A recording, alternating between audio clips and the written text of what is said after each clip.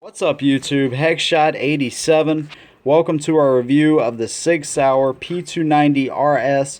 Cool little gun that we recently picked up. Let me know how we're doing down below. You guys always do a great job of that. And hope you guys enjoy it. This one is in a cardboard box. They also have them in the hard plastic cases that come with the outside, the waistband holster. This is like the EDC model, so it comes with everything you need and nothing you don't. A couple little things in here. It has a couple of these tools right here. I'll show you what this is about here in a minute, but this basically keeps the slide open while you're breaking it down. You really don't need it, to be honest with you. And then it has one of the flat floor plates for the magazine, some grease, and it actually comes with two magazines. I'll show you the other one here in a second, but let's go ahead and move this box out of the way and show you the gun. I came across this gun. A guy on Arms List was actually getting rid of it, and thought it would be a nice little carry piece to review. Let's talk about some of the features there. Let Jenny show you the gun here really quick. It's short, man. It's a small little carry piece. This one is chambered in 9mm, and you can get them in 380, so you have a couple different options there. Overall length of this thing is only 5.5 inches long. With the flat base plate in the magazine, it's 3.9 inches high. So it's a small little piece. It's 1.1 inches at its widest point, and you can kind of see there where the slide stop is, that it kind of extends it out a little bit. Otherwise, like the other sections of the gun, it's like 0.9 inches. So very comparable in size to a lot of the other guns that we've reviewed in this category. It comes with a 1.6 round magazine, steel body, very nice magazine. I like it. And also an 8-round extended magazine. So you pop that sucker in, and it's going to make it a basically a full-size grip here. But you can get all your fingers on there. Some people like it. So it'd be nice to have that for the range, of course. But taking a look around the gun, of course, here is your slide stop. It's kind of big. It sticks out there. No slot for a laser here, but there's actually a plug right here. Some of them come with a integrated laser, so that's an option that you can get. The checkering on the front of the gun is similar to the P320 that we had, which was really awesome. This is something that some of the guns come with, and these little side panels are replaceable. There's a little pin in there that you punch out, so you can change these to whatever you like there. You can see the little bit of a pinky rest down here on the bottom. It doesn't give you much to hold on to, but it's a small gun, so it's intended for concealed carry. Hammer fire, double action only. So I believe this is the first double action only gun we've had. Now the RS indicates restrike, so the initial 290s did not have that capability, but this one does. So if you have a light primer or a hard primer, doesn't go off, you can hit it again, and it will send that round off. So that's pretty cool. This one just has the regular contrast sights, but I believe it's a common thing or standard on these guns for the Sig Light night sights. So this is just the basic model. See the slide serrations right there. Very nice. One thing about this gun, and most of the time when you get a smaller gun, they're kind of hard to rack. This one is pretty easy considering its small size, so I do like that. And let me show you this real quick. Kind of similar, maybe a little bit more cone-ish than the LC9S, but basically this cone right here allows it to lock up with the front of the barrel. So kind of unique feature there. Like I said, very short, very small gun. Let me show you something here real quick. We'll pull out Old Faithful M&P shield. Now the length here is not going to make a difference, or too much of a difference anyways, for concealed carry really inside the waistband. Maybe appendix it might. But here's where the big difference is. So you save a little bit right there. Of course this pinky extension is gonna almost make them even, but The shield is 7 rounds. The Sig is 6. So you save a little bit of in grip length right there compared to the shield, but they're pretty similar in size. Just basically that barrel length is where you save it at. The magazine button is not reversible, so that's something to keep in mind. It is it doesn't stick out very far from the frame, but it's that triangular shape that's serrated, so it makes getting to that thing pretty easy, and I actually do like that a lot. So let me show you the trigger real quick. Basically, like I said, it's a double action only, so you're going to see the hammer move as I'm pulling it back. Let me try that again. It's about a 9-pound pull, and basically it's all the way up against the back of the frame there. We'll cycle it.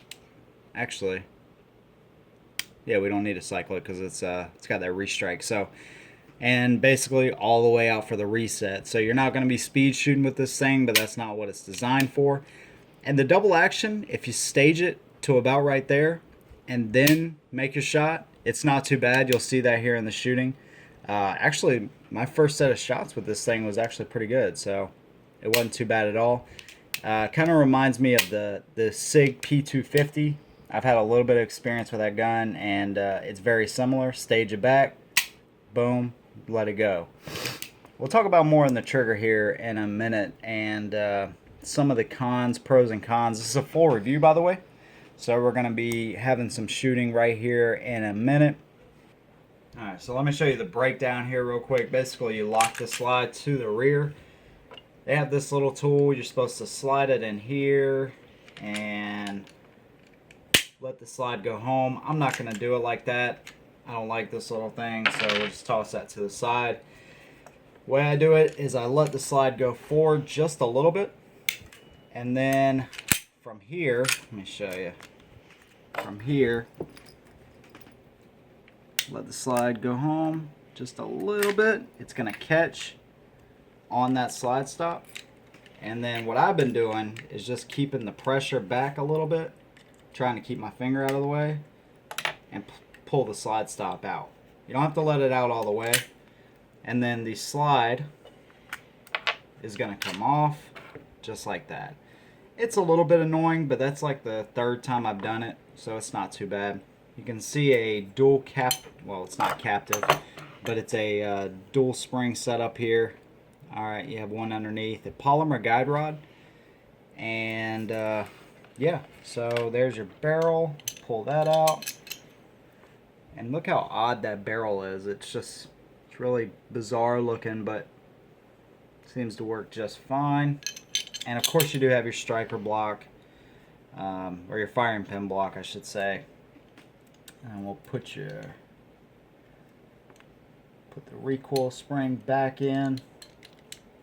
So these things retail generally for around 450 bucks. So, and then there you see your hammer slide rails. Pretty common looking stuff. Slide this back on, slide it back, and now what we're going to do, we're going to get it to that point again. Push this through.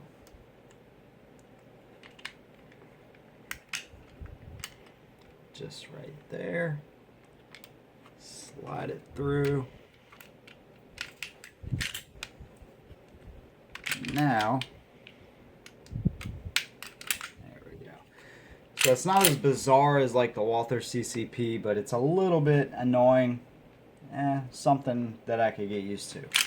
Alright. So we talked about the features of the gun. I showed you a little comparison there with the shield. Like I said, this is a small concealed carry piece. That's what it's meant to be. But I think you're going to be pretty surprised in how good of a shooter this thing actually is. So let's take you to that, and we will see you guys in a minute.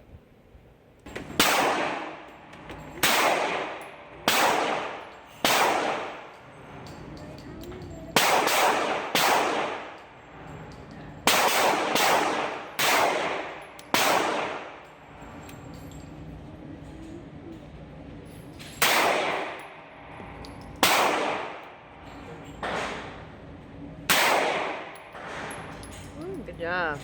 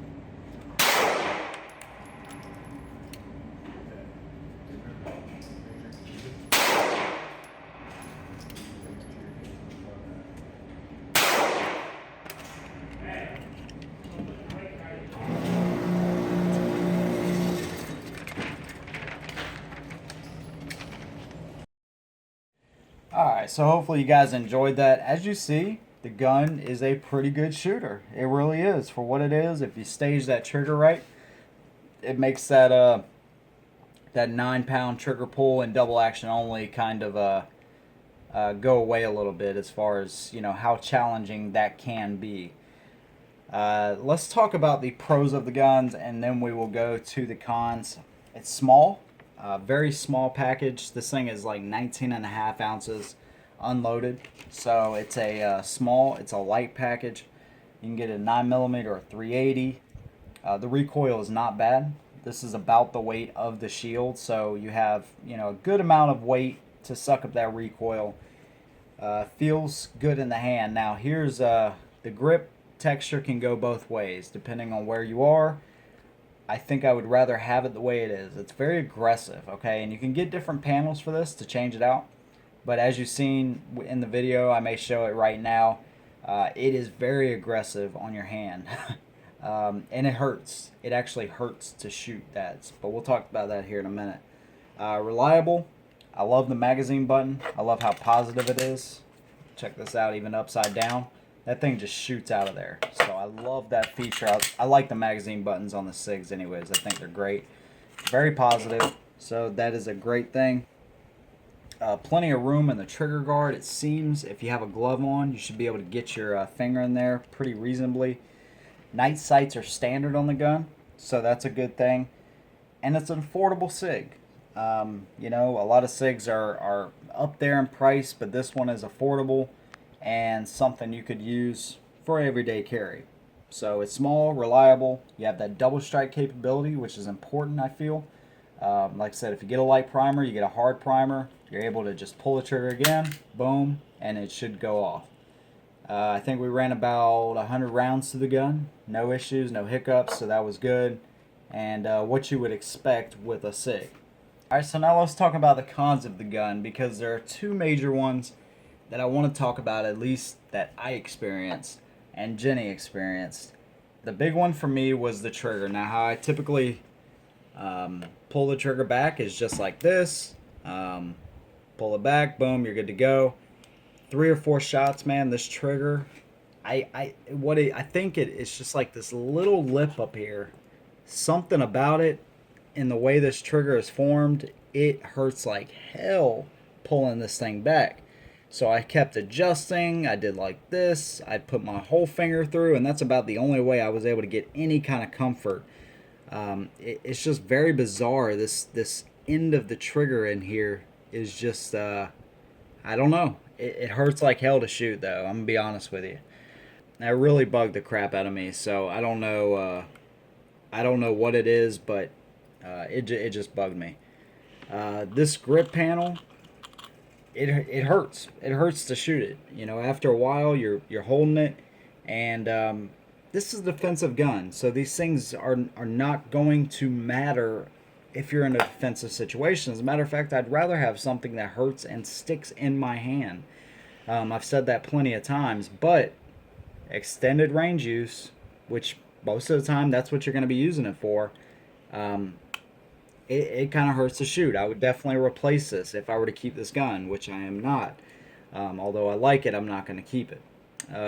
But yeah, it's not very comfortable. I think the one that comes on the regular Sig, it has a Sig Sauer, and it has this texture right there, which I love. I'd much rather prefer that, or I much prefer that to this right here. Just don't dig it. Okay, so that may just be a grip panel issue and not the actual gun, but the trigger, unless you replace the trigger, there ain't nothing that's gonna help me with that.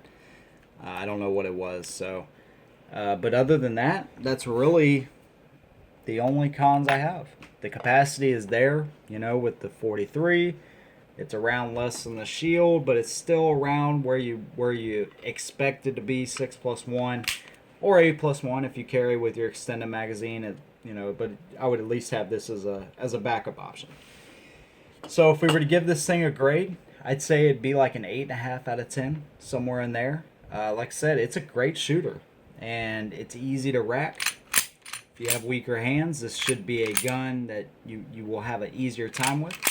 Standard night sights, so that is a great option. And the double action trigger is not that hard to get used to. Like I said, we staged it back, boom, let it go. It was enjoyable. It felt good whenever we had those couple of groups there that were pretty good. So I like the gun. The trigger is the biggest shortcoming for me personally, but if you guys have any experience with this gun or double action guns in general, leave your comments down below. Let me know how I'm doing as well. That's always something that I want to know. Likes, dislikes, that kind of thing. It always helps me out. It lets me know how we're doing. Also did want to mention this little bit of a beaver tail back here.